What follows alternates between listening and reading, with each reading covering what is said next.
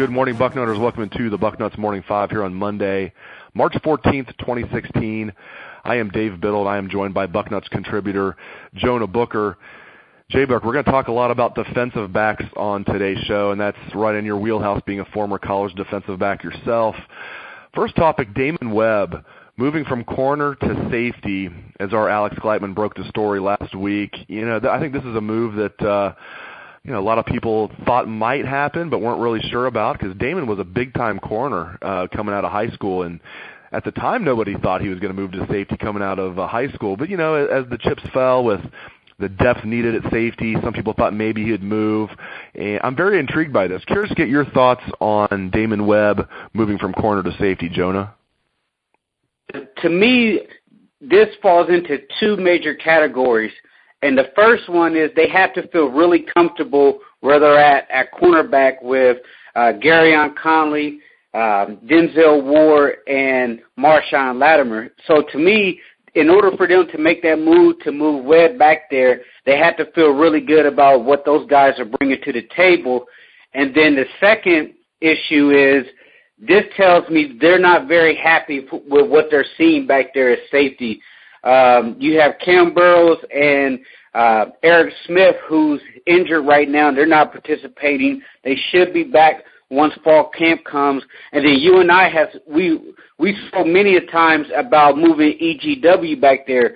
It looks like that took to fruition, and they moved him back there. But even with that move, they're still moving Webb back there. But it's going to be interesting because Ohio State, they like to get the four best defensive backs on the field regardless of position, and this is a move that's going to help solidify that secondary in the back end. You mentioned Marshon Lattimore. He'll be a third-year sophomore this fall, and he's battled these chronic hamstring issues. Actually had surgery on one of his hamstrings coming out of Cleveland Glenville before he enrolled at Ohio State. Right now, Jonah, he's running with the first-team defense at corner. Are you optimistic that he'll be able to stay healthy? Just talk about Marshon Lattimore and what you think he can provide this fall. The talent was always there with him. The guy was an explosive, quick twitch type of cornerback coming out of Glenville, but he can never stay healthy. And with him running with the first team, I'm actually really surprised about that, because earlier in the winter, Urban Meyer said Denzel Ward was going to be running with the ones to start out, and it looks like they're very happy with Lattimore, what he's bringing to the table.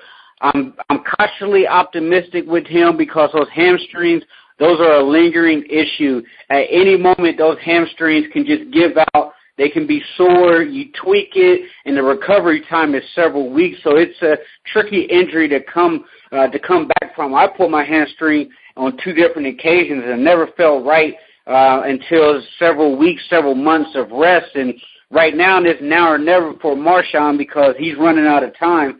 And you're going to have guys in Denzel Ward and some of those freshmen coming in that's really going to push him.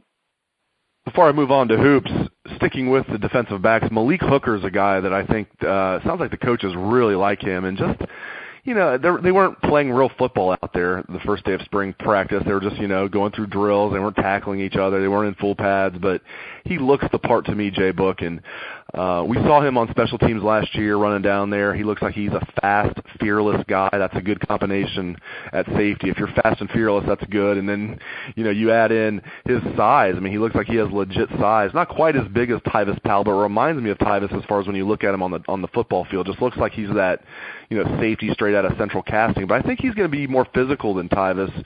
And Tyvis has, had a very good career. He's going to be an NFL player, and if Malik Hooker can provide that, that'll be huge for the Buckeyes. I tend to think Malik Hooker can even be even better than Tyvis Powell. I'm curious to get your thoughts on Malik Hooker. Yeah, when Hooker first came into the program, he was coming in with that basketball mentality, and the whispers around him was that he was soft, and Urban Meyer even alluded to it that they needed to get that basketball mentality out of him. And since then, he's really developed his game.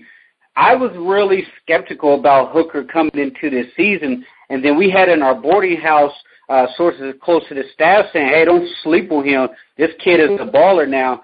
And then if you go back and look at film towards the end of the season against Michigan and Notre Dame, Hooker played in several packages in those critical moments where on third and long passing downs, Hooker would come in as the strong safety, playing opposite of Von Bell, and they would move Tyvis Powell into the box. So to me, if the coaches are willing to go ahead and put Malik out there against Michigan as well as the Fiesta Bowl and certain creative packages, that tells me that they were already confident in what he can bring to the table as of late last year. So for him to come in to this season, he's head and shoulders going to be the number one safety back there. And if he can continue to elevate his play, I think he's a guy that can really bring the boom back there because his athleticism is off the charts. This is a guy that can jump out of the gym. The thing was with him is, can he bring that dog mentality that you need as a headhunter back there as safety? And it sounds like he's really bringing his A game. So it's going to be interesting to see what happens with him, but I like what I'm seeing and hearing so far. Finishing the show with some hoops, Ohio State received the number 3 seed in the NIT last night. They will host Akron on Tuesday. So that's a fun first-round game. You get a couple of Ohio teams playing each other. Ohio State doesn't play Akron very often. Akron, a very good basketball program. So number 3 seeded Ohio State against number 6 seed Akron on Tuesday at the Shot. The game will be on ESPN at 7 o'clock. So that'll be a cool first-round game. But Ohio State is not happy about this draw, J-Book. They thought that'd be at least a number 2 seed because they would then be able to host the first 2 games. But now, assuming that Florida, the number 2 seed Florida, wins their first round game, Ohio State, if they beat Akron, will have to travel to Gainesville to play Florida, the number 2 seed. The number 1 seed in this region is Monmouth. Your thoughts on Ohio State becoming the number 3 seed in this region, playing Akron, perhaps having to travel to Florida, and then Monmouth being the number 1 seed? Just anything you want to say about the not in tournament NIT, J-Book?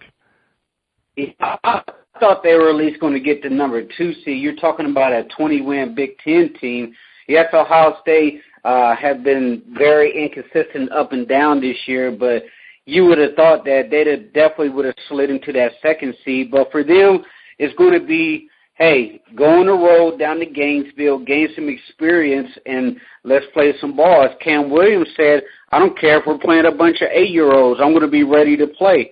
So that's the type of mentality that you want to have throughout the entire basketball team is no matter where you go, hey, the hoop and the courts, everything, it's all the same. So let's build from this. Let's try to see if we can make a run in this tournament. Ohio State can absolutely beat Florida if they can play their game and eliminate the stupid penalty or the stupid fouls and the turnovers. But I think the 3 seed's a little disappointing. They probably should have got the 2 seed, but, hey, that's the way the ball bounces sometimes. Great stuff, as always, out of my man Jonah Booker, a.k.a. J-Book. You can catch his stuff every week on Bucknuts, Outside Columbus, his column. You also can catch him all over the Front Row message board. You can catch him on Twitter at JBook37. Again, that's at JBook37. For those that are wondering, Ohio State is off this week as far as spring ball is concerned. They're on spring break. I'm sure everybody's just sitting around, working out, studying up, both film-wise and academic-wise. Nobody is down in Florida doing anything they shouldn't be doing this week for the football team. So Buckeyes are off this week. They will resume next Tuesday, March 22nd. First hour of practice will be open to the media. We'll interview Urban Meyer afterward on March 22nd. But the Buckeyes are off this week for spring break. Again, great stuff out of Jonah Booker. Thank you very much, J-Book. Thanks for having me, Dave.